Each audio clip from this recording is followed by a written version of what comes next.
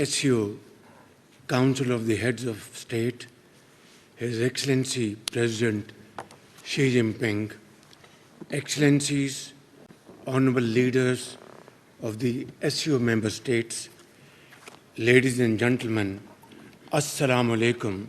It is my great pleasure to be in Tianjin, a wonderful city that represents China's core values as a connector and bridge of cultures and civilizations. We gather here in Tianjin to reaffirm these values as manifested by our host nation, the People's Republic of China. I extend my heartfelt gratitude to President Xi Jinping and the government of the People's Republic of China for the warm hospitality and the excellent arrangements for this gathering. It also gives me great pleasure to offer my felicitations and warm wishes to brotherly country Uzbekistan and Kyrgyzstan as they celebrate their National Day. Mr. Chairman, for us, the SEO is a platform that best represents Pakistan's abiding commitment to regional cooperation and integration. China's successful tenure as chair of the SEO is reflective of President Xi Jinping's sagacious and visionary leadership. Today, China's global leadership is exemplified not only through the SEO, but also in landmark initiatives such as GDI, GSI, GCI, and Belt and Road Initiative, with the China-Pakistan Economic Corridor, known as CPEC, as its flagship project.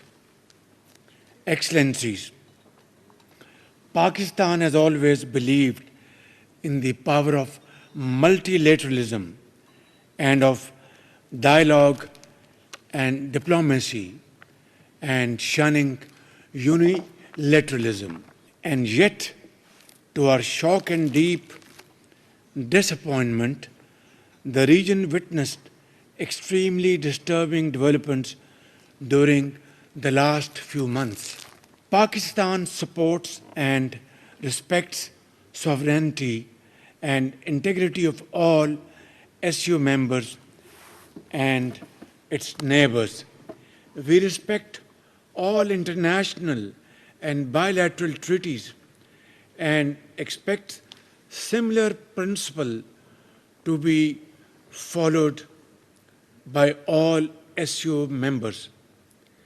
Uninterrupted access to due share of water as per existing treaties among the SU members will strengthen the SU working smoothly and will support the achievement of broader goals for which SU was established.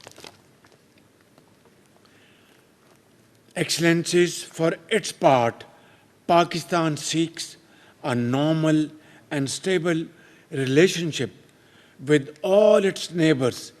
It seeks dialogue and diplomacy over conflict and confrontation. In the meanwhile, we will continue our efforts along with all SU members and the chairman of SU to promote peace, progress, and prosperity in the entire region, and to ensure lasting peace in South Asia. We call for a comprehensive and structural dialogue to discuss all outstanding disputes. And, Honorable Chairman, I will request for your kind consideration to lead this dialogue under your sagacious leadership so that we can have its dividends as early as possible. Ladies and gentlemen, Pakistan has always abided by the UN and SCO charters and will always respect the principles that will hold dear to all of us for our collective good. As a peace-loving nation, Pakistan has always advocated dialogue and diplomacy, consultation over confrontation. Ladies and gentlemen, Israel's unjustified aggression against our fellow brotherly member country, Iran, a fellow SU member state, is condemnable and therefore unacceptable. Mr. Chairman, the suffering and starvation unfolding in Gaza is a festering wound on our collective conscience. We reiterate our call for an immediate end to this gruesome violence and heart-wrenching bloodshed in Gaza. Pakistan has consistently supported the UN-mandated two-state solution, that is, the creation of an independent state of Palestine with pre-1967 borders and Al-Quds al-Sharif as its capital. Ladies and gentlemen, the menace of terrorism, separatism, and extremism continues to pose a grave threat to Pakistan and endanger peace and security of the entire SCO region and SCO family. We condemn terrorism in all its forms and manifestation with fullest force at our command, including state terrorism in clear and unambiguous terms. Those who have long used terrorism for advancing their political interest must know that the world no longer buys this fictitious narrative. We have, ladies and gentlemen, irrefutable evidence of the involvement of some foreign hands in the devastating Jafar Express train hostage incident, as well as countless other terrorist attacks against us in Balochistan and Khyber Pakhtunkhwa province of Pakistan. Ladies and gentlemen, Pakistan has rendered great sacrifices in combating terrorism, not only for its own self, but for the region and far beyond. And in the process, we have lost over 90,000 valuable lives, mothers, children, engineers, doctors, scientists, ordinary citizens, shopkeepers, our officers and sepoys of our armed forces, and endured economic losses over $152 billion, a sacrifice which has no parallel in the annals of history. And there cannot be a bigger manifestation of our unwavering commitment to defeat terrorism with the cooperation of all SCO members and the global powers around the globe. Ladies and gentlemen, Pakistan has always believed that a peaceful and stable Afghanistan, a brotherly country, is not only in our own interest, but that of the entire region.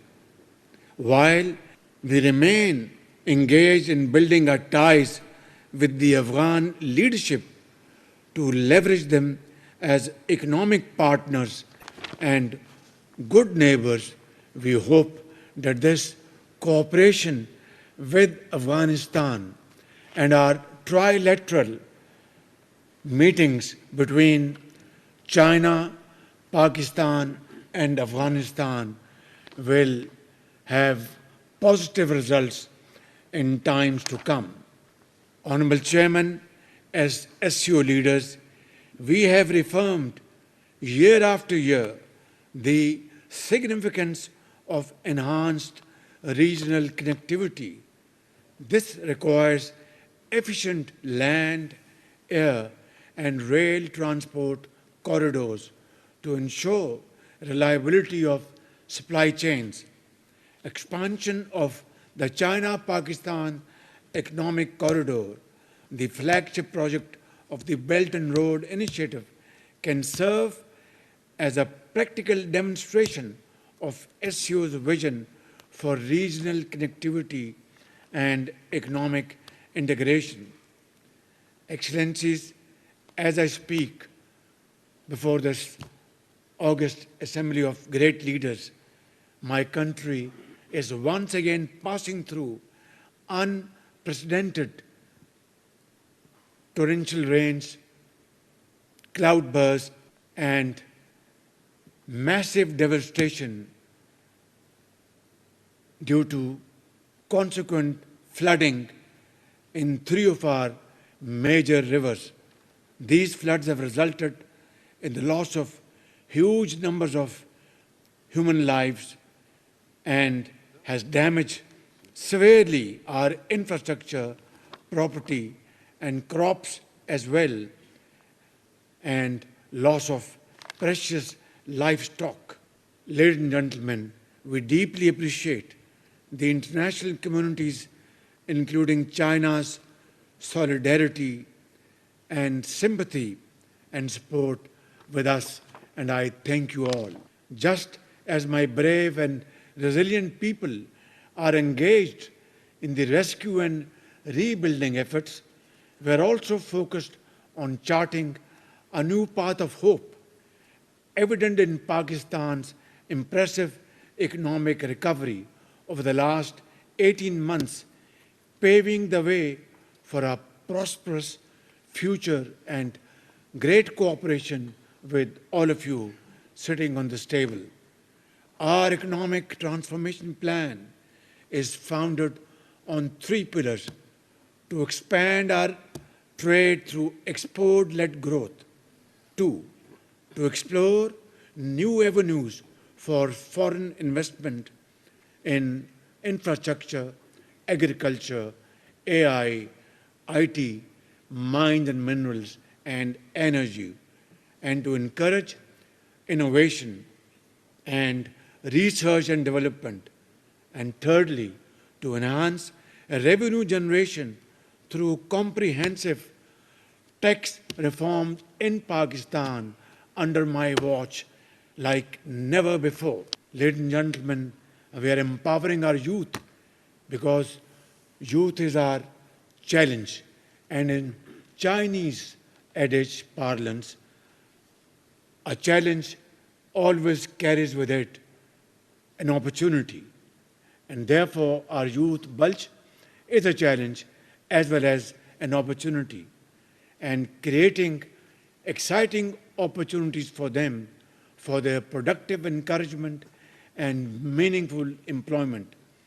These efforts are already showing encouraging results with reduced inflation, a current account surplus, and a soaring capital market in the region. Excellencies, to conclude, I reiterate Pakistan's solemn and unwavering commitment to the SCO Charter and reaffirm our steadfast resolve to uphold the noble values of the Shanghai spirit.